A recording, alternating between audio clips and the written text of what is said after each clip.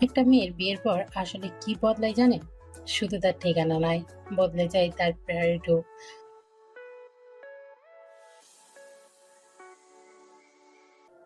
নমস্কার, hi everyone, কেমন আছেন সবাই? আশা করছি সবাই ভালো আছেন, আমিও ভালো আছি। আজকে করবো একটু অন্যরকম রান্না।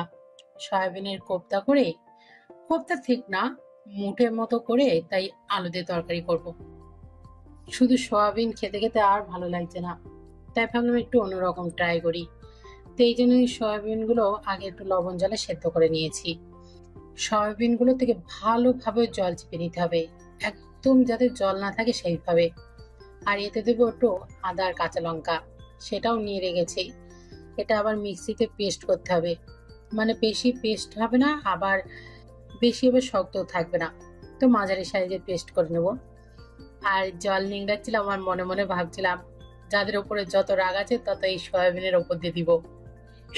কি করবো বলুন, মাঝে মাঝে মাথায় একটু শয়তানি বুদ্ধি লাগে, এই আর কি। ওই মনে মনে ভাবছি আর হাসছি একা একাই। সামনে মাথায় তো বলতে পারবো না, তাই মনে মনেই বলি আর কি করার। তো এই যে পেস্ট করে নিয়েছি, এতে লবণ, হলুদ আর বেসন দিব, যাতে জিনিসটা বেশ শক্ত হয়, যাতে ফেটে না যায় তেলে দিলে। যেহেতু এটা আমি প্রথমবার করছি, তাই বলতে পারবো না যতক্ষণ না খাবো যে জিনিসটা কেমন হয়েছে। তো চলুন রান্নাটাও করি, আর আপনাদের সাথে টুকটাক একটু আমার মনের কথা বলি। আজকে আপনাদের সঙ্গে নিজের জীবনের একটা কথা শেয়ার করতে ইচ্ছে হলো, তাই ভাবছি আপনাদের সাথে রান্না ভিডিও তো দিই, তার সাথে এই টুকটাক একটু কথাগুলো বলি। কখনো কখনো আমি নিজেই ভাবি, হ্যাঁ, একটা মেয়ের জীবন সময়ের সঙ্গে সঙ্গে কতটা বদলে যায়, তাই না? ছোটবেলায় আমাদের কাছে বাবা মা, ভাই বোন, ঠাকমা দাদু ছিলই সবকিছু। তাদের সঙ্গে কথা, তাদের সঙ্গে থাকা, তাদের সঙ্গে গল্প করা, আর তাদের সঙ্গে খুনসুটি, সবকিছুই খুব স্বাভাবিক ছিল। তারপর ধীরে ধীরে বড় হলাম, নিজের ভবিষ্যতের কথা মাঝে মাঝে চিন্তা করতাম। তারপরে হলো বিয়ে, নতুন একটা সংসার হলো। আর তখন থেকেই জীবন যেন একটু একটু করে বদলাতে শুরু করলো। বিয়ের পর স্বামী, সংসার, পরিবারের দায়িত্ব, এইসব ধীরে ধীরে আমাদের জীবনের সবচেয়ে গুরুত্বপূর্ণ অংশ হয়ে গেল। জানি না এটা কটা মেয়ে জীবনের গল্প, তবে এটা আমার জীবনের গল্প।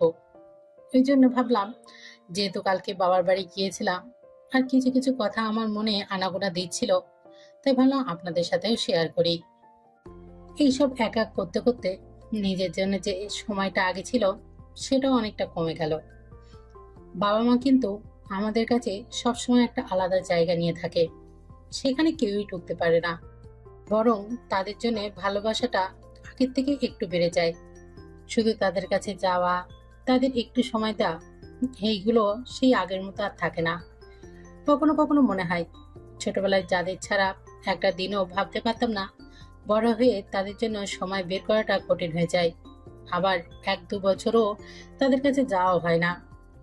আমরা যেহেতু দেশের ভিতরে থাকি, অনেকে তো দেশের বাইরে থাকে কিংবা একটু দূরেও থাকে, তাদের তো জীবনটা আরোই কঠিন। তারা তো বাবা মার কাছে বছরে একবার, কিংবা কেউ কেউ তো 2 বছরেও আসতে পারে না। আমরা তার ভেতরে লাকি, যেহেতু আমরা বাবার বাড়ির কাছাকাছি থাকি। আমরা সময় সুযোগ বুঝে 1 ঘন্টা হোক, আধা ঘন্টা হোক, গিয়ে অন্তত দেখে আসতে পারি। আর এই জায়গাটাই হয়তো একটা মেয়ের জীবনে সবচেয়ে বড় পরিবর্তনগুলোর মধ্যে একটা। আমি জানি সবার জীবন একরকম নয়, প্রত্যেকটা মেয়ের গল্প আলাদা, প্রত্যেকটা সংসারে পরিস্থিতিও আলাদা। আমি শুধু আমার জীবন থেকে যেটুকু অনুভব করেছি, সেটুকু আপনাদের সঙ্গে ভাগ করে নিলাম। আমার মনে হয় মেয়েরা যতই নতুন সংসার করুক, বাবা মায়ের জায়গাটা কখনোই অন্য কেউ নিতে পারে না। শুধু সময়ের সঙ্গে সঙ্গে দায়িত্বগুলো বদলে যায়।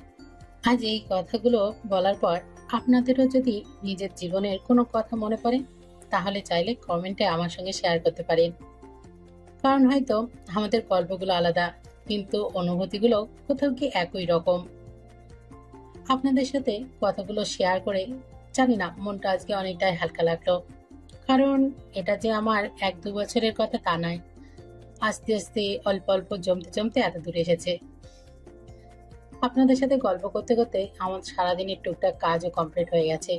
জানি না ভিডিওটা কেমন হবে, তবে যদি আপনাদের মনের মতো একটি ভিডিও হয়, তাহলে প্লিজ লাইক আর কমেন্ট করে পাশে থাকবেন। দেখা হচ্ছে নতুন একটি ভিডিওতে। ততক্ষণ ভালো থাকুন, সুস্থ থাকুন।